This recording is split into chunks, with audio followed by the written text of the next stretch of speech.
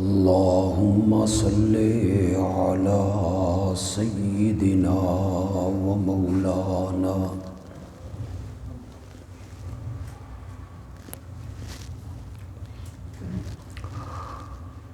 محمد النبي الأمي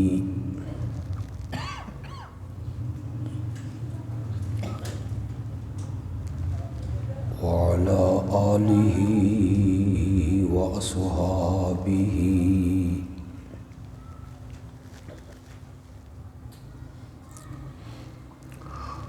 وبارك وسلم ثم صل عليه.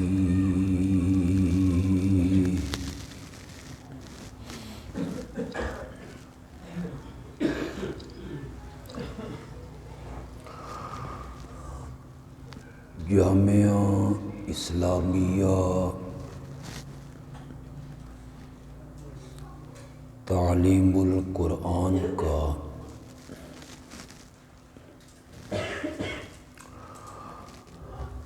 گزرا ہوا دور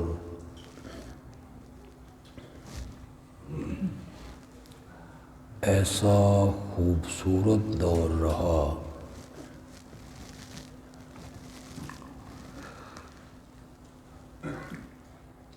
کہ ایک وقت میں 30 40 حافظوں کی دستار بندی ہوتی رہی.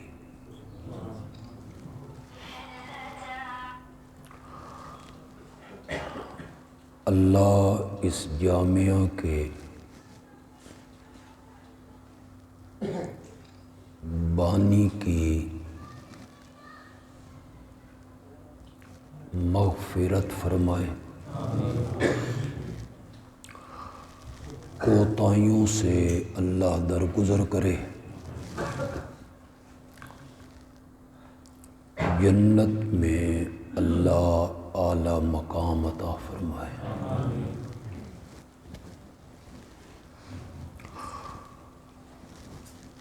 ان کے بعد ان کے برادر صغیر نے یہ ذمہ داری اٹھائی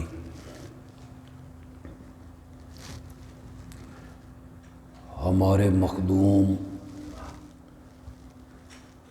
حضرت مولانا قاری ریاض احمد صاحب نے اس کا اہتمام سنبھالا.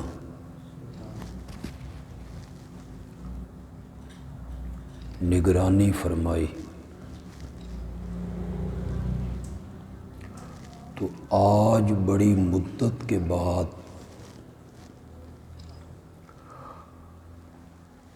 اس جامعہ کے در و دیوار کو یہ لمحات دیکھنے نصیب ہو رہے ہیں کہ آج 3 حفظ کرنے والے بچوں کی دستار بندی ہوگی. آواز تھوڑا سا آہستہ کریں.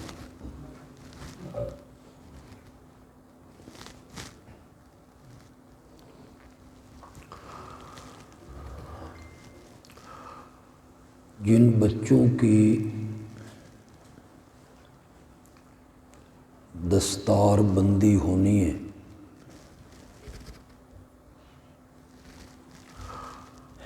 یقیناً اپنی برادری میں، خاندان میں وہ خوش نصیب بچے ہیں. آواز آہستہ کرنا.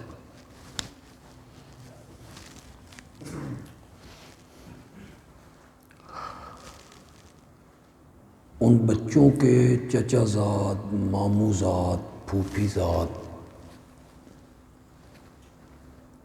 جو بھائی ہیں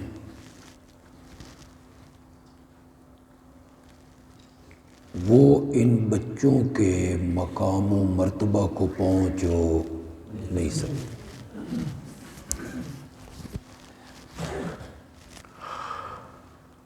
بڑے خوش نصیب ہیں وہ بچے جن کے سینوں میں اللہ نے آخری کتاب کو محفوظ کی ہے۔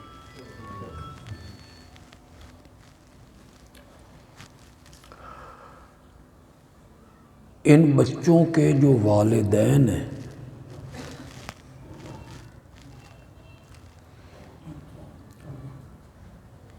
انہیں بھی آج اپنی خوش نصیبی پہ ناز کرنا چاہیے۔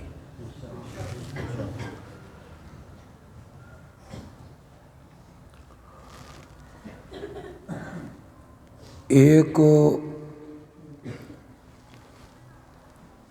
تجزیہ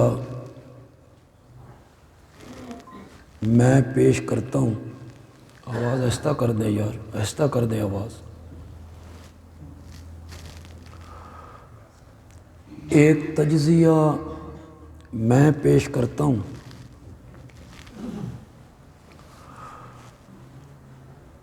آپ کو اس سے اختلاف کرنے کا پورا حق حاصل ہے۔ آپ کہیں کہ نہیں تیرا یہ تجزیہ صحیح نہیں،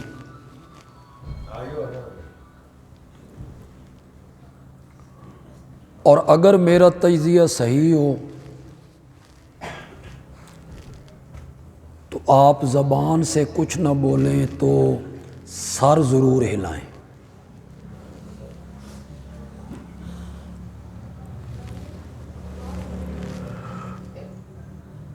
کسی بچے کے والدین کو جن کا بچہ جتنے بڑے عہدے پہ پہنچ گیا ہے، ڈاکٹر بن گیا ہے، انجینئر بن گیا ہے، بیرسٹر بن گیا ہے، جج بن گیا ہے، 21ویں گریڈ میں بھرتی ہو گیا ہے، وزیر بن گیا ہے، گورنر بن گیا ہے، کسی بچے کے والدین کو اپنے بیٹے کی کسی کامیابی پر اتنی خوشی نہیں کرنی چاہیے جتنی خوشی ان والدین کو کرنی چاہیے جن کا بیٹا قرآن کا حافظ بن گیا۔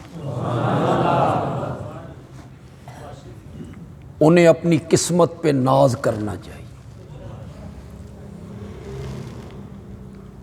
یہ بات میں نے کوئی جذباتی نہیں کہی، اس کی دلیل بھی دے دیتا ہوں۔ قیامت کے دن ایک بڑے ڈاکٹر کے والدین آئیں گے جن کا بیٹا بڑا ڈاکٹر تھا، سرجن تھا، اور اللہ تعالیٰ فرشتوں کو کہیں گے انہاں دا راہ چھوڑ دیو، ان کا بیٹا دنیا میں بڑا ڈاکٹر تھا۔ ہوگا ایسے؟ نہیں ہوگا۔ ان کا بیٹا انجینئر تھا، وزیر تھا، وزیر اعظم تھا، گورنر تھا، انجینئر تھا، بیرسٹر تھا، چیف جسٹس تھا، ان کا راستہ چھوڑو۔ اللہ نہیں کہیں گے۔ اور جب حافظ قرآن کے والدین آئیں گے تو اللہ اپنے ہاتھوں سے ان کی تاج پوشی کریں گے۔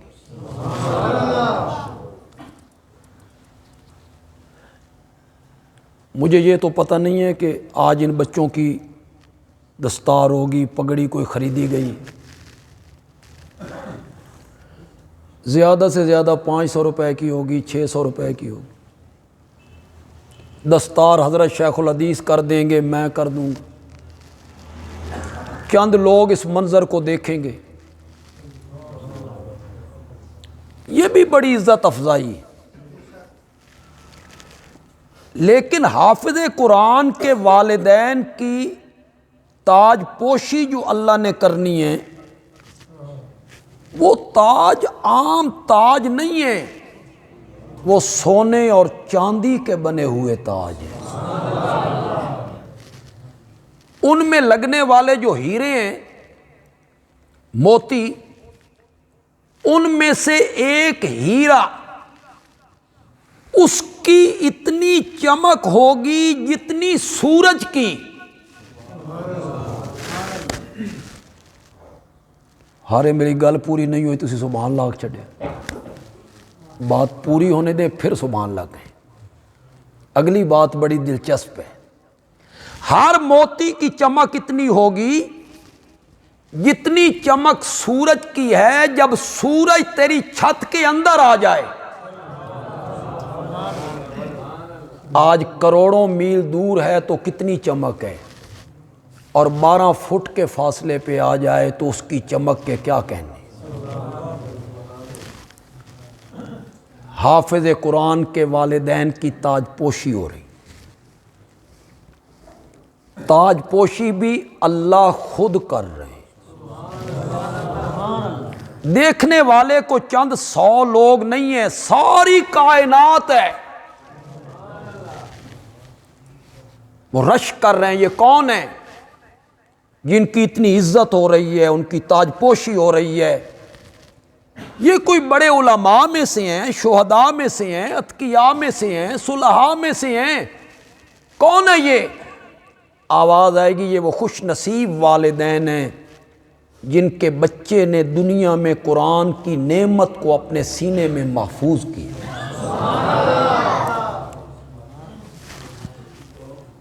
ایک بچہ حافظ بنا، ایک بچہ والدین کی عزت کا سبب بن گیا قیامت کے دن۔ میں دنیاوی تعلیم کا بالکل مخالف نہیں ہوں، میں یہ نہیں کہتا ہوں کہ آپ اپنے بچوں کو دنیاوی تعلیم نہ دلوائیں، شوق ہے آپ کا دلوائیں، لیکن قیامت کے دن یہ شرف حاصل کرنے کے لیے اپنے بچوں میں سے کم از کم ایک بچے کو تو کوشش کریں کہ وہ قرآن کا حافظ بنے۔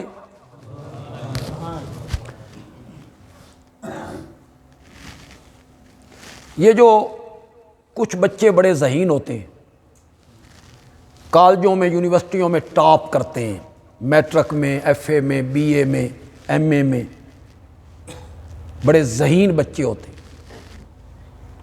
اگر آپ کا بچہ ان میں شامل ہے، آپ تھوڑا سا اسے وہاں سے ہٹا کے مدرسوں میں لے آئیں، ایسے بچے 3-4 مہینوں میں قرآن حفظ کر کے چلے جاتے ہیں۔ ذہین بچوں کے لیے کوئی مشکل کام نہیں، یہ تو قرآن ہے۔ خدا گواہ ہے، میں حیران ہوا، نور پور تھل میں گیا، وہاں ہمارے ایک شاگرد ہوتے ہیں، ہمارے پاس پڑھتے رہے ہیں، انہوں نے مجھے بتایا کہ میں نے دورہ حدیث کرنے کے بعد حفظ کیا، پورا عالم بن گیا، حفظ کیا اور رمضان میں کیا، اور صرف 29 دنوں میں کیا۔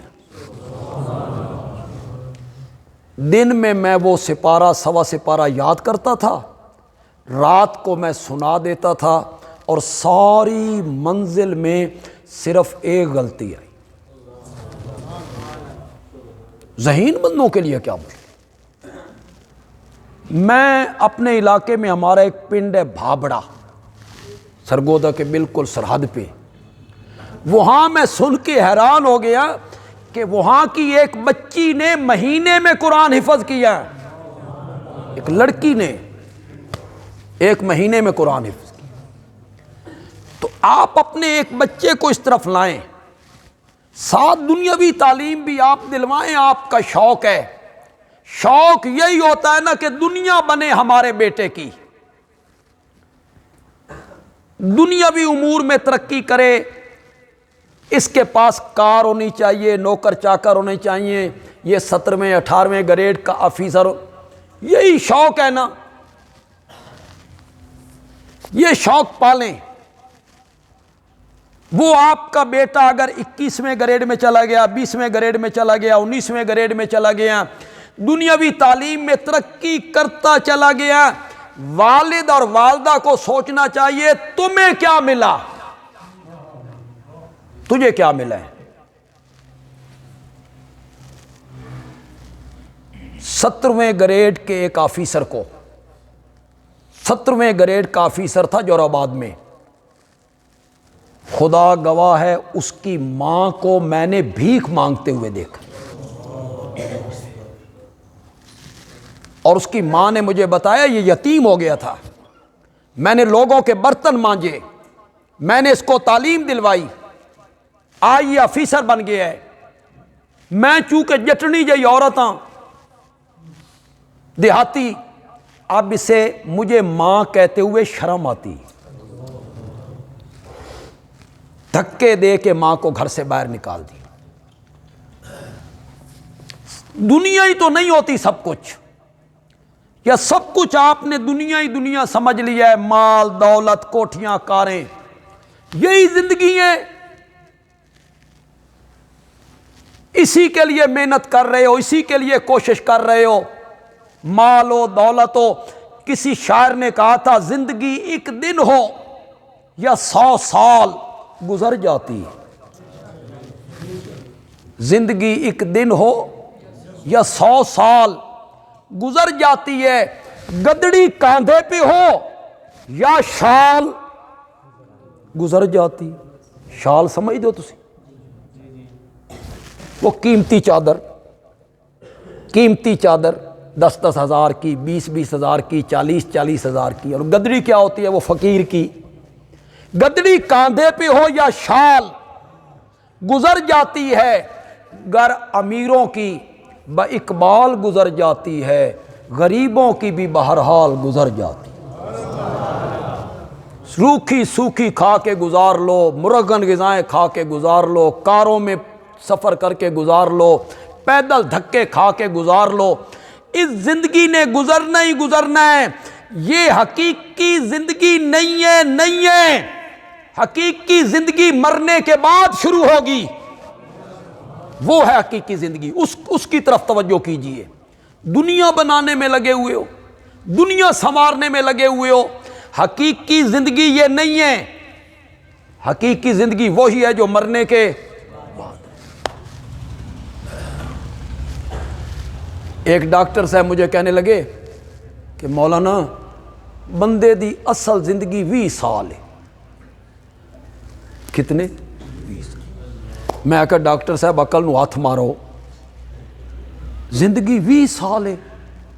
ڈاکٹر صاحب کہنے لگے جو پہلے 20 سال ہے نا وہ بچپن ہے, لڑکپن ہے, کمائیں گے اور کھائیں گے ہم, باپ کہاں سے لا رہا ہے کوئی پتہ نہیں ہے. وہ کہتا ہے مجھے تو یہ چیز چاہیے, اسے نہیں پتا کہ باپ کی طاقت ہے یا نہیں. وہ جو 20 سے 40 سال تک ہے نا, اصل زندگی وہی ہے. جوبن, جوانی, بندہ پتھر نو پی کے رکھ دے, اصل زندگی وہ ہے. 40 سال کے بعد جب زندگی شروع ہوئی, ایک ایک کر کے بیماریاں چمڑن لگ گئیں, بیماریاں شروع ہو گئی. پہلے کو رات کو 3-4 مرتبہ پیشاب آنے لگی, پنڈلیوں میں درد ہونے لگا. ڈاکٹر صاحب کے پاس گیا, اس کا کیا شوگر چیک کروا. شوگر چیک کی, ڈاکٹر نے کہا تین تے شوگر ہے, میٹھا نہیں کھانا. میٹھا کیا ہو گیا, بند. کچھ مدت کے بعد گردن کچھ اکڑی اکڑی سی, سر میں کچھ درد, یہ پھر گیا. ڈاکٹر نے بلڈ چیک کیا, اس نے کہا تین بلڈ پریشر ہو گیا, نمک بھی نہیں کھانا. یہ زندگی ہے. اس زندگی پہ لوگ ریجھتے رہے ہیں, میٹھا بھی نہیں کھانا تے نمک بھی نہیں کھانا. کچھ مدت کے بعد سینے میں جکڑن سی ہوئی, سانس دشوار ہوئے. یہ ڈاکٹر کے پاس گیا, اس نے ECG کی, اس نے کہا تین تے ہارٹ دی تکلیف ہو گئی ہے, چکنائی بھی نہیں کھانی. دودھ بند, مکھن بند, گھی بند, بیکری بند, میٹھا پہلے بند, سموسے پکوڑے. وہ نمک بھی بند. کچھ مدت کے بعد کمر میں درد ہونے لگی, یہ ڈاکٹر کے پاس گیا, اس آخیا منجی تے نہیں سومنا. کیسی زندگی ہے, کیسی زندگی ہے جس کے لیے بندے محنت کر رہے ہیں. میٹھا بھی نہیں کھانا, تے امیراں نو زیادہ چمڑی ہوئی ہے. یہ بیماریاں, میں ایک ایسے سرمایہ دار کو جانتا ہوں, وہ عالم بھی ہے, شاید ارب پتی ہو. پتہ ہے وہ روٹی کس طرح کھاتا ہے؟ روٹی کا جو اوپر والا چھلکا نہیں ہے, وہ چھلکا اتار کے کھاتا ہے. اسے روٹی کھانا نصیب ہو نہیں ہے, نہیں ہے نصیب اسے روٹی کھانا, ہے وہ ارب پتی. اصل زندگی وہی ہے جو مرنے کے بعد آ رہی. کچھ اس کو بنانے کی بھی کوشش کرو یار, کچھ وہ بھی زندگی بن جائے. نہ وہاں پریشانی. اب میں یہ نہیں بتانا چاہتا کہ دنیا میں آپ کو کتنی پریشانی ہے, ہمیں کتنی پریشانی. نہ وہاں کوئی پریشانی, نہ غم, نہ کوئی بیماری. مزہ نہیں آ گیا؟ کوئی بیماری نہیں, کوئی تکلیف نہیں بندے کو, نہ غم, نہ پریشانی, نہ بیماری, نہ بیویاں دیاں جھڑکاں. ایک مستقل مصیبت ہے دنیا چ, اتھے بھی کوئی نہیں. وہ فرما بردار ہیں, تابع دار ہیں. اصل زندگی وہی زندگی. اب جتنے یہاں شہری بابو بیٹھے ہو, میں تم سے وعدہ تو نہیں لیتا, لیکن گزارش ضرور کروں گا, دل میں اپنے رب سے نیت کرو, دل میں, زبان سے نہیں. نہ من گناہ گار کرنا تو نہ آپ ہی گناہ گار ہو, وعدہ نہیں لیتا میں. دل میں اپنے رب سے نیت کرو بڑے محتاط لفظوں میں کہ میں کوشش کروں گا. لفظ بڑے محتاط ہیں. میں کوشش کروں گا اپنے کسی بیٹے کو, چھوٹے بھائی کو, پوتے کو, بھتیجے کو, بھانجے کو, میں کوشش کروں گا کہ وہ قرآن حفظ کرے. ایک بچہ حافظ بنا, ماں باپ کی عزتوں کا سبب. ان 3 بچوں کے یہاں رشتہ دار اگر آئے ہیں, ماموں, چچا, بھائی آئے ہیں, گھر میں ان کی پھوپھیاں, خالائیں, جو قریبی رشتہ دار ہیں, حافظ قرآن کے قریبی رشتہ دار, 10 رشتہ دار, 10 کتنے بھائی ہو گئے, ماموں ہو گئے, چچا ہو گئے, پھوپھیاں ہو گئیں, خالائیں ہو گئیں, بہنیں ہو گئیں, ہے وہ مومن, لیکن دنیا میں کچھ گناہ ایسے کیے جس کی انہوں نے کچھ مدت کے لیے سزا بھگتنی ہے. ان کے لیے آرڈر ہو گیا, ان کو لے جاؤ جہنم میں کچھ مدت کے لیے, یہ اپنے گناہوں کی سزا بھگتیں, پھر انہیں جنت میں لایا جائے. حافظ قرآن کو پتہ چلے گا میرا بھائی, میری بہن, میرا چچا, میرا ماموں, میری خالہ, میری پھوپھی حافظ قرآن اللہ سے شفاعت کی اجازت طلب کرے گا. اللہ اسے اجازت دیں گے, حافظ قرآن ان کے حق میں شفاعت کرے گا, اور حافظ قرآن کی شفاعت کو قبول کر کے اللہ اس کے 10 رشتہ داروں کو جہنم سے بچا کے جنت میں پہنچا دے گا. ایک بچہ حافظ بنا, ماں باپ کو بھی عزتیں دلوا گیا, 10 رشتہ داروں کے لیے جنت میں جانے کا سبب بھی بن گیا, اس کی شفاعت کو اللہ قبول کر. یہاں میں ایک بات روک کے کہنا چاہتا ہوں, میں نے آپ کا زیادہ وقت بھی نہیں لینا. یہ جو پروپیگنڈا کیا جاتا ہے کہ علماء دیوبند نبی پاک کی شفاعت کے قائل نہیں, ایک بڑا پروپیگنڈا ہے تاکہ لوگ ہم سے متنفر ہوں, ہم سے دور ہوں, کہ یہ نبی پاک کی شفاعت کے قائل نہیں. میں اسی جماعت کا نمائندہ ہوں, تو آپ خود فیصلہ کریں نا. جس جماعت کا خطیب حافظ قرآن کی شفاعت کا قائل ہے وہ نبی اکرم صلی اللہ علیہ وسلم کی شفاعت کے منکر ہو سکتی ہیں؟ حافظ قرآن بھی شفاعت کرے گا. چھوٹے بچے نہیں مر جاتے، معصوم بچے، یہ معصوم بچے بھی اپنے والدین کے لیے شفاعت کریں گے. علماء بھی شفاعت کریں گے. اتنے تھوڑی سبحان اللہ ذرا ہولے ہوئی جلے ساڑھی واری آئیے نا، علماء بھی شفاعت کریں گے. جی انہاں نال بنا کے رکھی کرو، انہاں تو بغیر گزارا نہیں، جنت وچ بھی گزارا نہیں. چلو جاؤ، یہ طلباء بھی بیٹھے ہیں، علماء بیٹھے ہیں. جنت میں جب اللہ آ کے جنتیوں سے پوچھیں گے نا مانگو کیا مانگتے ہو، جنتی کہیں گے مولا دودھ کی نہریں، شہد کی نہریں، ہر خواہش پوری، ہر تمنا پوری، کوئی چیز نہیں چاہیے. اللہ کہیں گے مانگو، کوئی چیز مانگنی پڑے گی. جب یہ تکرار بڑھے گا تو جنتی آپس میں مشورہ کریں گے. دنیا میں کوئی مسئلہ بن جایا کرتا تھا تو علماء کے پاس جایا کرتے تھے. علماء سے پوچھیں اللہ سے کیا مانگنا چاہیے. جنتی علماء سے پوچھیں گے اور علماء کہیں گے اللہ سے کہو وہ اپنے چہرے کا دیدار کروا دے.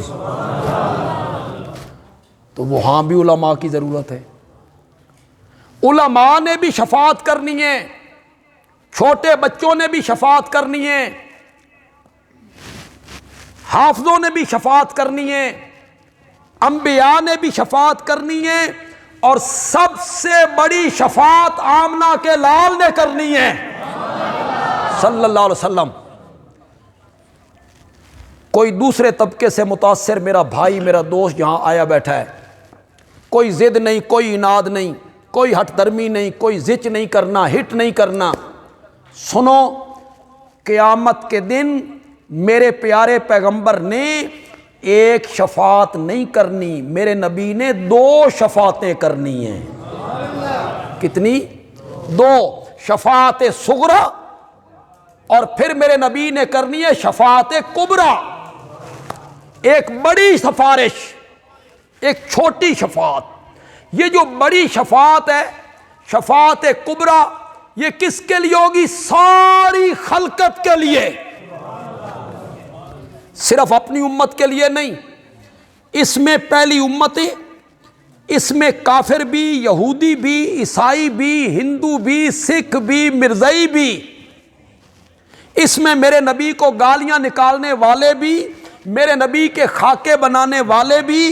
ساری خلقت کے لیے میرے نبی نے شفاعت کرنی ہے. اور یہ شفاعت صرف اتنی ہونی ہے کہ مولا حساب کتاب بعد بھی تے شروع کرنی. میدان معاشر میں خلقت بڑی تنگ ہے، اے حساب کتاب ذرا جلدی شروع کر دے. بس یہ شفاعت اتنی ہونی. کسی کی بخشش ہو، کسی کی مغفرت، اس کی سفارش نہیں ہونی. خلقت جب تنگ آئے گی نا، 50,000 سال کا دن ہے. میرے پاس وقت نہیں ہے کہ میں اس واقعے کو تفصیل سے ذکر کروں. نئے لوگ آئے ہیں تو اگر تفصیل سے ذکر نہ کیا جائے تو بات بنتی نہیں ہے، لیکن میں کوشش کرتا ہوں. خلقت جب تنگ آئے گی نا تو خلقت کے دل میں اللہ ایک بات ڈالے گا، کوئی بندہ ڈھونڈو جڑا رب نال گل کرے. حساب کتاب تو بعد میں بھی شروع کرنا ہے، ذرا جلدی شروع کر دے. اس مصیبت تو تے جان چھٹے نا میدان معاشر سے. پھر سوچیں گے وہ کون بندہ ہو، اللہ ان کے دل میں ڈالے گا وہ تمہارا بابا آدم نہیں، وہ مسجود ملائک ہے. ان سے کہو گا نا ساری خلقت حضرت آدم کے دروازے پر اللہ سے بات کرنی ہے، حساب کتاب بعد میں بھی شروع کرنا ہے، ذرا جلدی شروع کر دے. تو آپ کہیں نا، حضرت آدم کہیں گے لستو لہا، لستو لہا، اے تو نوحن. کس کے پاس جاؤ؟ میری یہ پوزیشن نہیں ہے، میری یہ مجال نہیں ہے، میری یہ طاقت نہیں ہے، میں یہ بات نہیں کر سکتا۔ کیوں نہیں کر سکتے؟ حضرت آدم کہیں گے کہنے کو تو میں کہہ دوں، آگے سے اللہ کہیں ہاں شروع کر دیاں، باقیاں دا تے بعد وچ ویکھ دیاں۔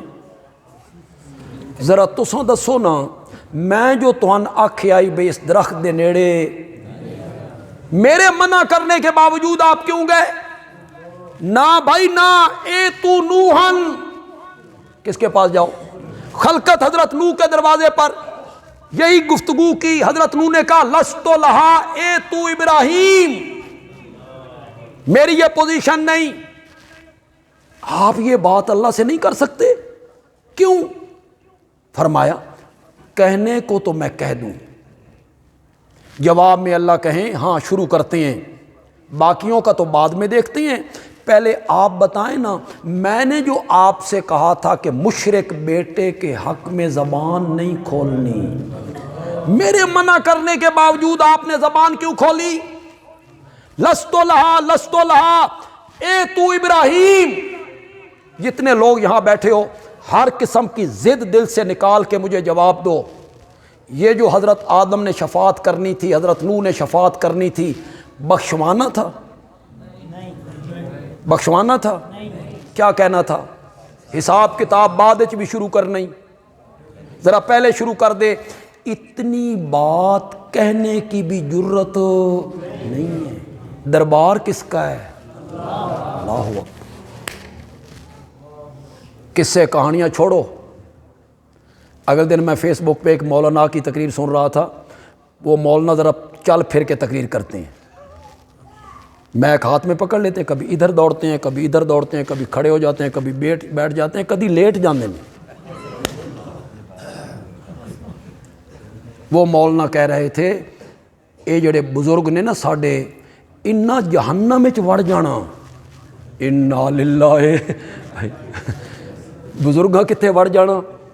جہنم وچ وڑ جانا تے چن چن کے اپنے مریداں نو کڈ لین۔ واہ واہ حضرت واہ، یہاں نبی ہیں، نبی نسل انسانی کا پہلا فرد ہے، جہنم میں کڈھنا نہیں۔ اتنی بات حساب کتاب بعد میں بھی شروع کرنا ہے، ذرا جلدی شروع کر دے۔ اتنی بات کہنے کی بھی جرت نہیں ہے۔ حضرت ابراہیم کے پاس چلے جاؤ، خلقت حضرت ابراہیم کے دروازے پر، انہوں نے کہا لست لہا اے تو موسیٰ، حضرت موسیٰ کے دروازے پر چلے جاؤ، خلقت حضرت موسیٰ کے دروازے پر، انہوں نے کہا لست لہا اے تو عیسیٰ، کہاں چلے جاؤ؟ حضرت عیسیٰ کے دروازے پر چلے جاؤ، خلقت حضرت عیسیٰ کے دروازے پر۔ یہاں میرے لفظ ذرا آپ نے غور سے سننے ہیں، طلبہ نے بھی غور سے سننے، یہ غالباً بخاری میں ہے یا مسند احمد میں۔ خلقت نے حضرت عیسیٰ سے بات کی، حضرت عیسیٰ میدان معاشر میں ہے، خلقت ان کے دروازے پر ہے۔ حضرت عیسیٰ کہیں گے لست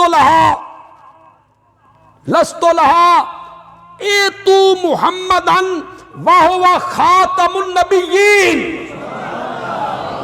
محمد عربی کے دروازے پر جاؤ، ان پر رب نے نبوت کا سلسلہ ختم کر دیا تھا، ختم کر دیا۔ اب خلقت میرے نبی کے دروازے کی طرف بھی آ رہی ہے اور خلقت کے دل میں بھی آ رہا ہے۔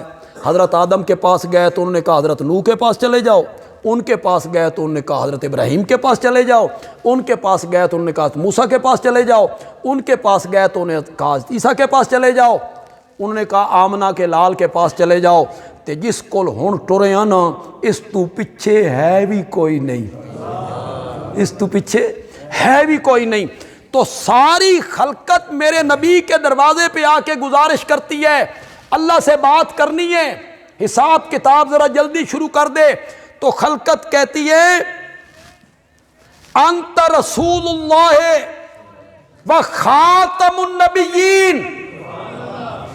اس دن ساری خلقت گواہی دے گی کہ نبوت کا دروازہ میرے نبی پر کیا ہو گیا تھا؟ ہر نبی کیا کہتا تھا؟ لست لہا، کہو ذرا زور سے کہو نا. ہر نبی کہتا تھا لستو لہا لستو لہا لستو لہا.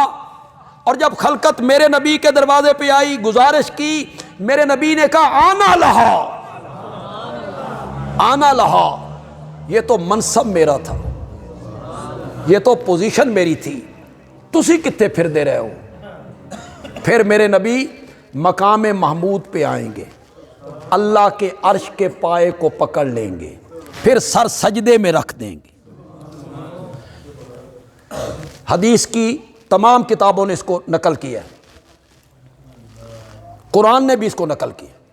اقم الصلاۃ لدلوک الشمس الی غسق اللیل وقرآن الفجر ان قرآن الفجر کان مشہودا ومن اللیل فتہجد بہ ومن اللیل فتہجد بہ نافلۃ لک عسیٰ ان یبعثک ربک مقاما محمودا. عسیٰ ان یبعثک ربک مقاما محمودا. میرے پیغمبر جب ساری دنیا میٹھی نیند سو جائے نا تو رات کی گھڑیوں میں میرے سامنے کھڑا ہو جایا کر. آج راتوں میں تو میرے سامنے کھڑا ہو, کل قیامت کے دن میں نے بھی تو تجھے مقام محمود پہ کھڑا کرنا ہے نا. عسیٰ ان یبعثک ربک مقام محمودا. میرے نبی مقام محمود پہ آ گئے, اللہ کے عرش کے پائے کو پکڑ لیا, سر سجدے میں رکھ دیا. 6 دن اور 7 راتیں یا 7 دن اور 6 راتیں کیا ہو رہا ہے؟ اللہ کی حمدیں, ثنائیں, تعریفیں. فرمایا جو تعریف میں نے مقام محمود پہ رب کی کرنی ہے, مجھے آج کوئی پتہ نہیں میں نے کیا کہنا ہے. اللہ میرے ذہن میں ڈالتا چلا جائے گا, میں رب کی تعریفیں کرتا چلا جاؤں گا. اگر آپ توجہ کریں, جو شہری لوگ بیٹھے ہیں, تو میں آپ کو مسئلہ شفاعت ایک چٹکی میں سمجھا دوں. حالانکہ یہ اتنا مشکل مسئلہ ہے شفاعت کا کہ علماء اس پر گھنٹوں گفتگو کرتے. شفاعت کی اقسام ہیں, یہ ہے وہ ہے. میں آپ کو بڑی آسان طریقے سے شفاعت کا مسئلہ سمجھا دوں گا, لیکن آپ پوری توجہ میری طرف رکھیں. کتنے دن ہو گئے میرے نبی کو مقام محمود پہ آئے ہوئے؟ کیا ہو رہا ہے؟ حمدیں, ثنائیں, تعریفیں, اللہ کا ذکر, تسبیحات, تکبیرات, تحمیدات, تحلیلات. آنکھوں سے آنسو, داڑھی مبارک بھیگ گئی, زمین تر ہو گئی. 7 دن حمدیں ہو رہی ہیں, حمدیں, ثنائیں. آئے کیوں تھے؟ بولو تو صحیح, تھوڑا جا بولو تو سمجھ آنی ہے. میرے نبی مقام محمود پہ آئے کیوں تھے؟ شفاعت کرنے. کیا کہنے آئے تھے؟ مولا حساب کتاب بعد بھی شروع کرنا ہی, ذرا جلدی شروع کر دے. یہ کہنے آئے تھے. 7 دن تک یہ لفظ زبان پہ نہیں آئے. اور لوگوں سمجھو اس مسئلے کو, 7 دن ہو گئے یہ لفظ میرے نبی کی زبان مقدس پہ نہیں آئے. حمدیں آئیں, ثنائیں آئیں, تعریفیں آئیں, سبحان اللہ, الحمدللہ, اللہ اکبر, یہ سب کچھ ذکر اذکار ہوتا رہا. شفاعت کے لفظ آپ کی زبان مقدس پہ نہیں آئے, نہیں آئے, نہیں آئے. کیوں نہیں آئے؟ اس لیے نہیں آئے کہ ابھی ان لفظوں کے کہنے کی اوپر سے اجازت نہیں آئی. شفاعت ہوگی, کب ہوگی؟ جب کون اجازت دے گا؟ یہ نہیں ہے بے جہنم میں وڑ جان گے تے چون چون کے کڈھن لگ جان گے. خالہ جی دا واڑا نہیں. اجازت ملے گی تو بولیں گے, اجازت کے بغیر نہیں. میں بالکل آسان سی دلیل دے دیتا ہوں. میں کوئی اور آیت پڑھوں گا جو آپ کو یاد نہیں ہوگی تو آپ کہیں گے پتہ نہیں کی پڑھ کے ٹر گیا. آیت الکرسی پڑھو, سب کو یاد ہے. اللہ لا الہ الا ہو الحی القیوم لا تأخذہ سنۃ ولا نوم لہ ما فی السماوات وما فی الارض یہ طوطے کی طرح رٹی رٹائی پڑھتے رہتے ہو، اس کا ترجمہ نہیں پڑھو گے؟ کرو ترجمہ، من ذا الذی یشفع عندہ، من کا معنی کرو کون، اے ایڈا پیارا کون نہیں جڑا تسی بنایا، کون اے او کون نہیں، اے او کون ہے جڑا کانسٹیبل تجاوز کرے اپنے حدود تو اور ڈی آئی جی آ کے تو کون ہے، تیری جرت، اے او کون ہے، من کون ہے، کس کی جرت ہے، یشفع عندہ، جو میرے سامنے شفاعت کے لیے لب کھولے، الا باذنہ، مگر اس کی، یہ تو آیت الکرسی میں آپ پڑھتے رہتے، شفاعت ہوگی، کب ہوگی؟ اللہ کی اجازت کے بغیر کوئی بول لے؟ یہ کہتے ہیں ہم نعت پڑھتے آئیں گے، تو نعتاں پڑھتا آئیں گا اور نبی پاک کہیں گے اس نو آن دو اے میرا ہے، تو لکھ لکھ روپے تے نعتاں ویچن والا، تم پہلے طے کرتے ہو بھئی اتنے پیسے لیں گے، جو حقیقی نعت خان ہوں گے جیسے حسان ابن ثابت،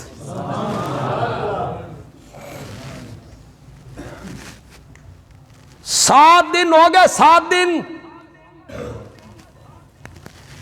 شفاعت کے لفظ زبان پہ نہیں آئے، حمدیں آئیں، ثنائیں آئیں، 7 دنوں کے بعد اللہ دست قدرت میرے نبی کے ماتھے پر رکھے گا، ارفع راسک یا محمد، ارفع راسک یا محمد، ما یبکیک یا محمد، ما یبکیک یا محمد، اپنا سر مبارک اٹھائیے میرے پیارے پیغمبر، یہ جو ما یبکیک یا محمد، یہ جو پوچھنے کا انداز ہے، کیوں روتے ہو میرے پیغمبر، کیوں رونا، یہ جو پوچھنے کا انداز ہے، اس میں چھپی ہوئی محبت ہے، اس میں چھپا ہوا پیار ہے، خدا دی قسم اردو چ لفظ ہی کوئی نہیں، اللہ دی قسم اردو چ لفظ ہی کوئی نہیں جو ما یبکی کا اس کی لذت کو پورا کرے، اس کے مزے کو پورا کرے۔ ہمارے پنجابی میں ایک لفظ ہے، پتہ نہیں جڑ آلے دی پنجابی ہو رہے، ساڈی میاں علی دی ہو رہے، تو ان سمجھ بھی آندی ہے یا نہیں آندی، اگر آ جائے سمجھ تو کہنا بندیال بھی اچھی بات کہہ گیا ہے۔ اپنا سر مبارک اٹھائیے میرے پیغمبر، ما یبکی کا یا محمد، شالا کدی نہ روے میرا سونا پیغمبر، کیوں رونا، کیوں رونا، سل توتا وشفا تشفا کل تسمع، میرے پیغمبر تو مانگتا چلا جا، میں تیری جھولیاں بھرتا چلا جاؤں گا۔ اب کیا مل گئی؟ بولو بولو بولو، اب کیا مل گئی؟ کل کل بول میرے پیغمبر، تسمع آپ کے بول سنے جائیں گے، سل مانگ میرے پیغمبر، توتا آپ کو عطا کیا جائے گا، وشفا شفاعت کر میرے پیغمبر، تو شفا تیری شفاعت کو قبول کیا جائے گا۔ اب مل گئی اجازت، اب میرے نبی نے لب کھولے، خلقت بڑی تنگے، حساب کتاب بعد بھی تے شروع کر نہیں، ذرا جلدی شروع کر دے۔ میرے نبی نے شفاعت کی، رب نے میرے نبی کی شفاعت کو منظور کر لیا، اور میرا رب کرسی عدالت پہ آ گیا۔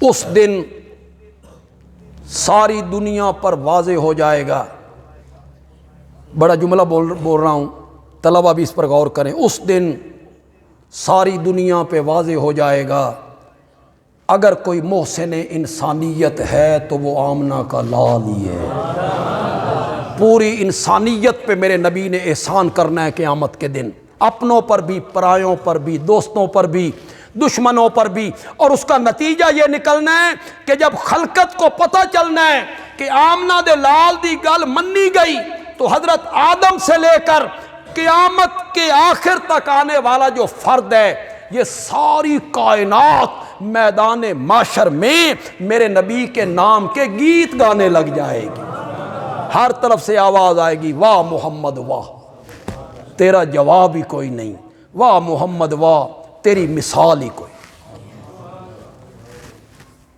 ایک بچہ جب حافظ بنتا ہے تو ماں باپ کی عزت افزائی کا سبب بھی بنتا ہے، 10 رشتہ داروں کے جنت میں جانے کا سبب بھی بنتا ہے، خود اسے اللہ کہیں گے اقرا ورتقے، تو قرآن کی آیتیں پڑھتا چلا جا، جنت کے درجوں پہ چڑھتا چلا۔ پتہ نہیں اس بات میں کتنی صداقت ہے، جتنی قرآن کی آیتیں ہیں اتنے ہی جنت کے درجے ہیں، وہ پڑھتا چلا جائے گا، جنت کے درجوں پر چڑھتا چلا جائے گا۔ میری ایک دفعہ پھر دعا ہے ان بچوں کے لیے جنہوں نے اپنے سینے میں قرآن کو محفوظ کیا، اللہ مرتے ٹائم تک اسے اسی طرح محفوظ رکھے۔ اب دستار بندی ہوگی ان بچوں کی، کیونکہ وقت بڑا قلیل ہے اور زور کی